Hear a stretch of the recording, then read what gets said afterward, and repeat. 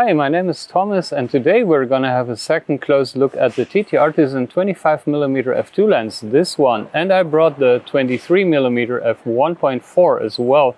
So we're gonna compare these two lenses, which one is the better buy in terms of sharpness, bokeh and background blur, and price and performance. Let's have a go.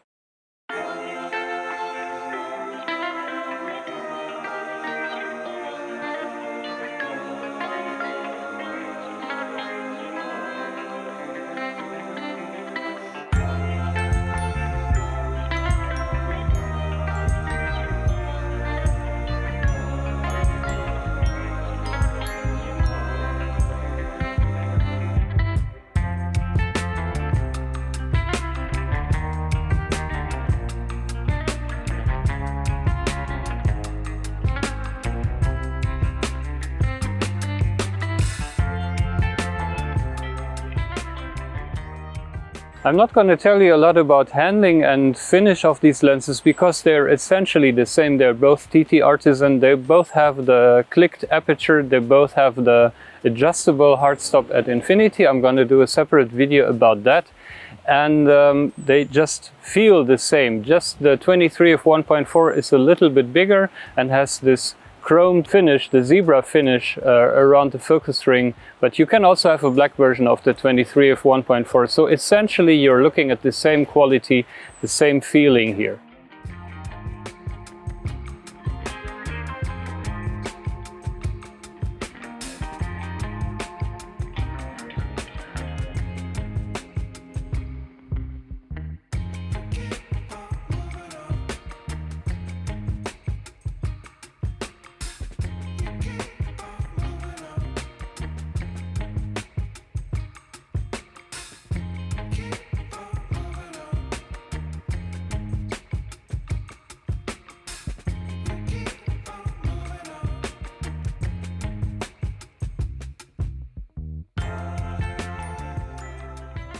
Heinz Erhardt, by the way, Heinz Erhardt, very famous German comedian from the 1950s and 60s. Super funny, did a lot of movies and poems even.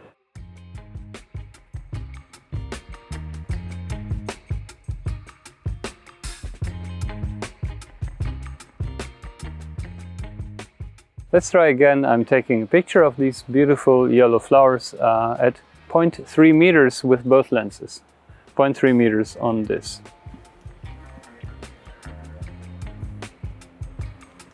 And look for a good composition.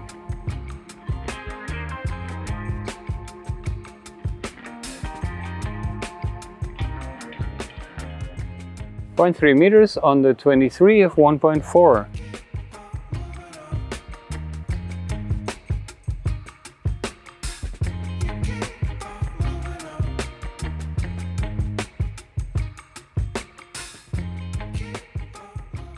So bokeh, as you see, whatever I'm trying, the bokeh looks very similar. And actually the 25 f2, it shows a lot of background blur, given that it's only an f2 lens. I would call it a draw.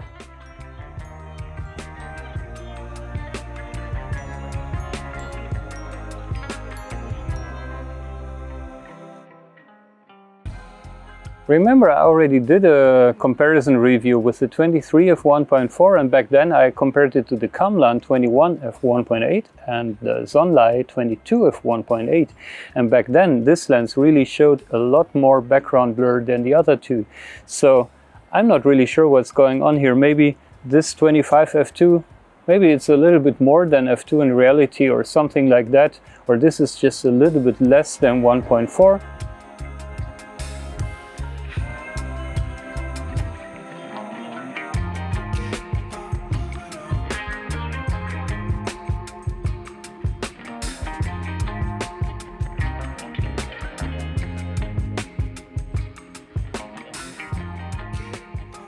By the way, I adjusted the infinity hard stop on both of these lenses, so when I put it on 0.5, it's really more or less at 0.5. These scales are pretty accurate. I mean, they're not accurate for 1 centimeter, but maybe 2 or 3 centimeters should be within the range of accuracy.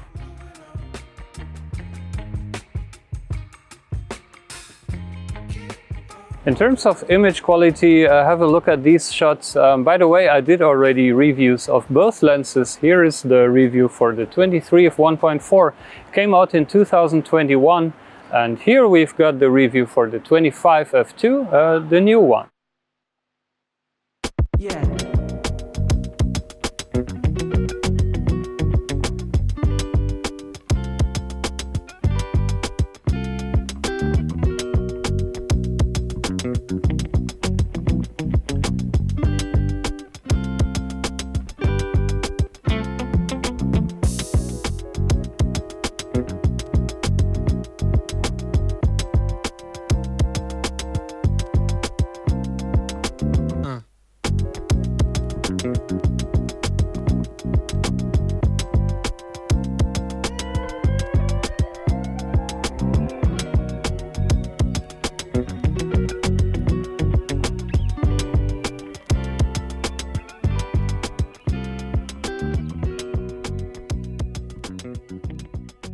Image quality. If you take landscape shots overall, the 25 does a better job. It's more sharp towards the borders of your frame. Only the 4 extreme corners are always a little bit unsharp. With the 23 of 1.4, you've got the problem that there is some weird field curvature. The mid-frame of the shots always is a little bit unsharp unless you really close down to f8. So overall, the 25 f2 is the lens with a better image quality.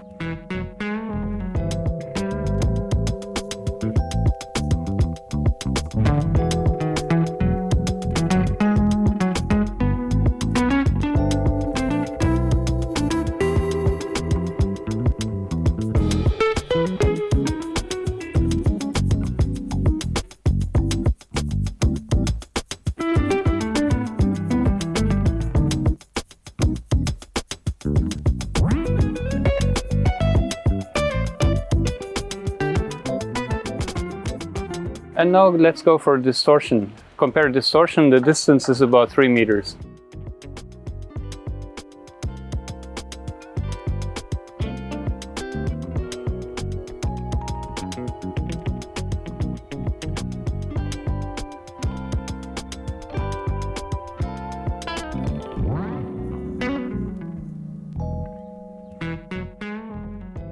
As I can already see, they both have some barrel distortion and maybe +4 or +6 in Lightroom will cure it. No big difference between these two lenses in terms of distortion.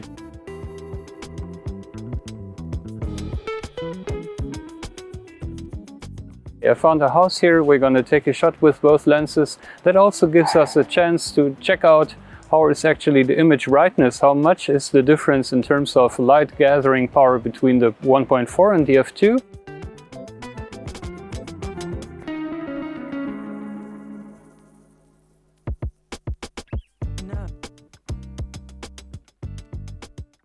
Okay, this is the shot with the 25, this is the one with the 23. You see, here is a piece of a window that misses here. Small difference in field of view. Now the fun fact is I took both of these with open aperture, so f2 here, and it gave me 1/280 of a second. And this one, f1.4, gave me 1/340th of a second. So the difference is maybe a third f-stop, not more.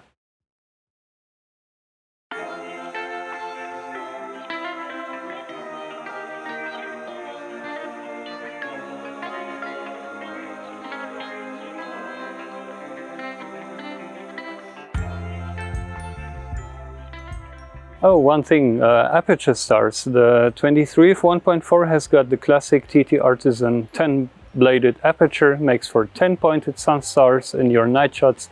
And the new 25 f2 has a 7-bladed aperture, makes for 14 pointed sun stars. There's no better or worse there, just keep in mind there is a difference in how your sun stars are gonna look in your night shots.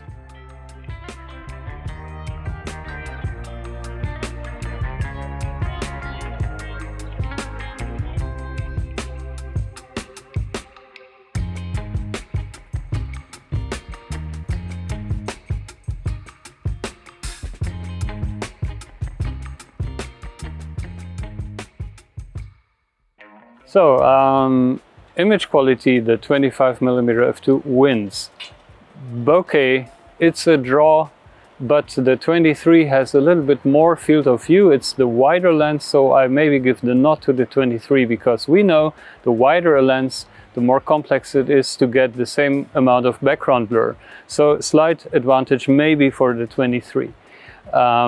Image brightness, light gathering power, there is a small difference, but the 23, yes, you get about 1/3 of an f-stop more.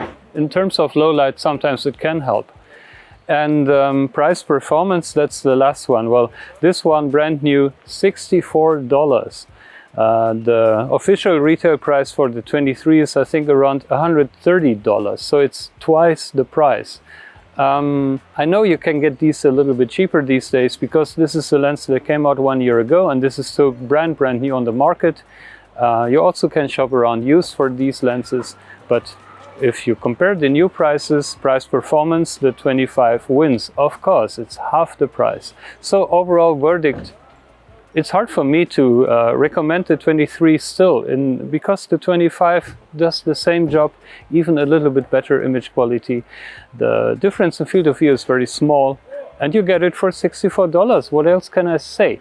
But in case you already have the 23, I don't see the real need to change to get the 25 then. Don't buy too many lenses, you know. If you've got this and you're content, then keep shooting with it. So that's my verdict.